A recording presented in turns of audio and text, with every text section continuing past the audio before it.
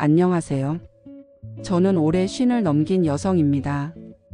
이렇게 사연을 보내는 이유는 최근에 제 인생에서 가장 큰 변화가 있었고 그 과정에서 깨달은 것들을 많은 분들과 나누고 싶어서예요. 저는 3녀 1남 중 장녀로 태어났습니다. 어린 시절을 떠올리면 지금도 마음 한구석이 쓰립니다. 우리 집안에서는 아들이 먼저였거든요. 새 옷은 늘 남동생 몫이었습니다.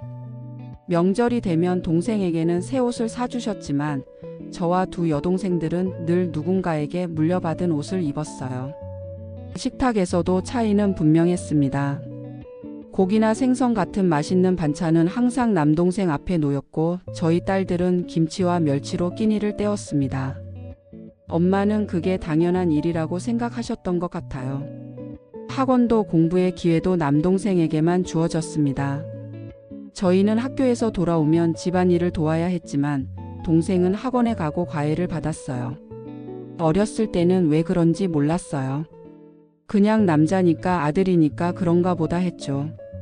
하지만 점점 자라면서 그게 얼마나 불공평한 일인지 알게 됐습니다. 고등학교를 졸업할 무렵 저는 대학에 가고 싶다고 말씀드렸어요. 하지만 엄마는 여자가 무슨 대학이냐며 시집이나 잘 가면 된다고 하셨습니다. 그 말을 들었을 때 정말 서러웠어요. 결국 저는 고등학교를 졸업하고 바로 취업을 했고 두 여동생들도 마찬가지였습니다.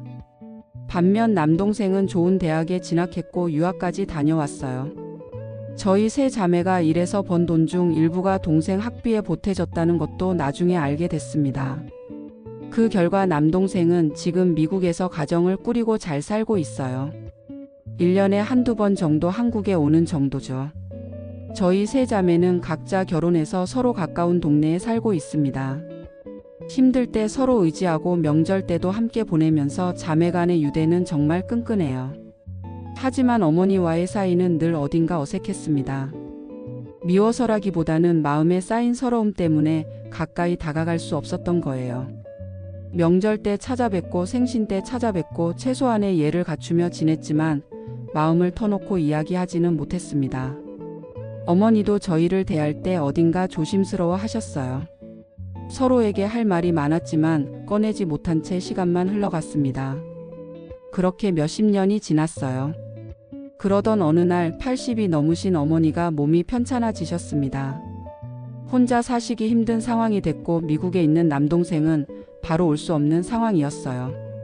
저희 세 자매는 의논 끝에 어머니를 저희가 사는 동네로 모시기로 했습니다. 첫째인 제가 평일에 모시고 주말에는 두 여동생이 번갈아 가면서 모시기로 했어요. 처음에는 어색했습니다. 어머니도 불편해 하시는 게 느껴졌고 저도 어떻게 대해야 할지 몰랐어요. 하지만 함께 생활하면서 조금씩 변화가 생기기 시작했습니다. 같이 밥을 먹고 같이 병원에 가고 같이 TV를 보며 시간을 보내다 보니 그동안 하지 못했던 대화들이 하나둘 시작됐어요. 어머니는 어릴 적 이야기를 들려주시기도 하고 저는 제 아이들 이야기를 하기도 했습니다. 여전히 어린 시절에 대한 이야기는 조심스러웠지만요. 몇 달이 지난 어느 날 밤이었어요. TV를 보다가 어머니가 갑자기 리모컨을 내려놓으시더니 조용히 말씀하셨습니다. 나는 너희한테 너무 미안하다. 그 말씀에 저는 깜짝 놀랐어요. 어머니는 계속 말씀하셨습니다. 딸들과 아들을 다르게 키운 것을 그게 얼마나 깊은 상처가 되었을지를 이제야 알았다고 하셨어요. 저는 아무 말도 할 수 없었습니다. 어머니가 계속 말씀하셨어요. 그 시절에는 그게 당연하다고 생각했다는 것, 아들은 꼭 잘 키워야 가문이 유지된다고 믿었다는 것, 하지만 그게 딸들에게 얼마나 큰 상처를 줬는지는 몰랐다는 것. 어머니의 눈에 눈물이 맺혔습니다. 저도 모르게 눈물이 났어요. 그동안 쌓였던 서러움이 한꺼번에 올라오는 것 같았습니다. 하지만 동시에 어머니의 입장도 이해가 됐어요. 어머니도 그 시절의 가난과 불안 속에서 최선을 다하셨던 거였죠. 아들은 꼭 잘 키워야 한다는 시대의 짐을 혼자 짊어지고 살았던 거예요. 그날 밤 저희는 처음으로 어릴 적 이야기를 나눴습니다. 제가 얼마나 서러웠는지, 왜 저는 대학을 갈 수 없었는지, 왜 항상 동생만 먼저였는지. 어머니는 그 이야기를 들으시면서 계속 눈물을 흘리셨어요. 그리고 당신도 그게 옳은 일이 아니었다는 걸 알지만 그 시절에는 어쩔 수 없었다고 정말 미안하다고 하셨습니다. 그 말을 듣는 순간 저는 그동안의 서러움을 내려놓을 수 있었어요. 어머니를 원망하기보다는 이해하게 됐습니다. 어머니도 한 사람의 여성으로서 그 시대를 살아온 분으로서 쉽지 않은 선택들을 하셨을 거예요. 다음 날 두 여동생들도 와서 함께 이야기를 나눴습니다. 여동생들도 비슷한 감정을 느끼고 있었고 어머니의 사과를 듣고 많이 위로받았다고 했어요. 그날 이후로 저희의 관계는 정말 많이 달라졌습니다. 이제는 서로를 원망하기보다 남은 시간을 함께 보내는 것이 더 소중해졌어요.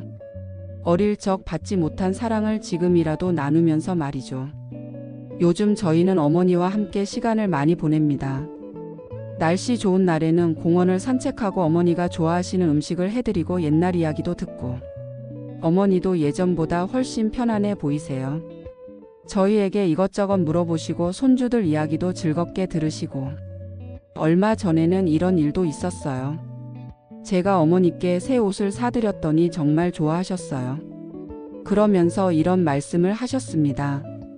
너희들한테 새 옷 한 번 제대로 못 사줬는데 내가 이런 걸 받아도 되나 싶다.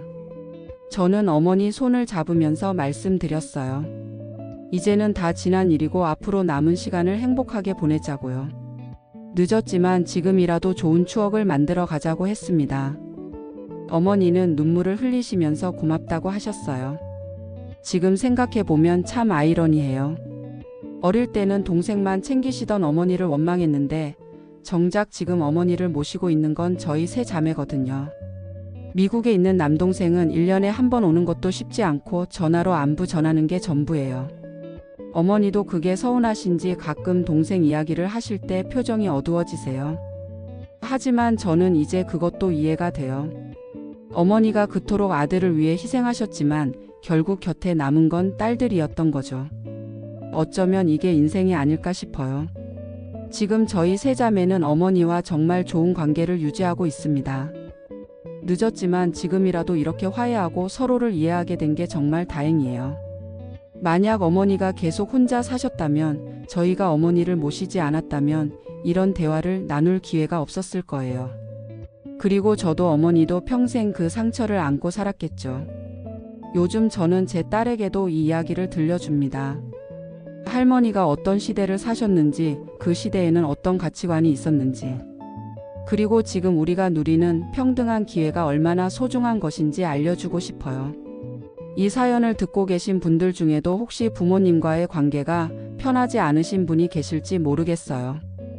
혹은 어린 시절의 상처 때문에 마음을 열지 못하고 계신 분도 계실 거고요. 저는 이제 알아요.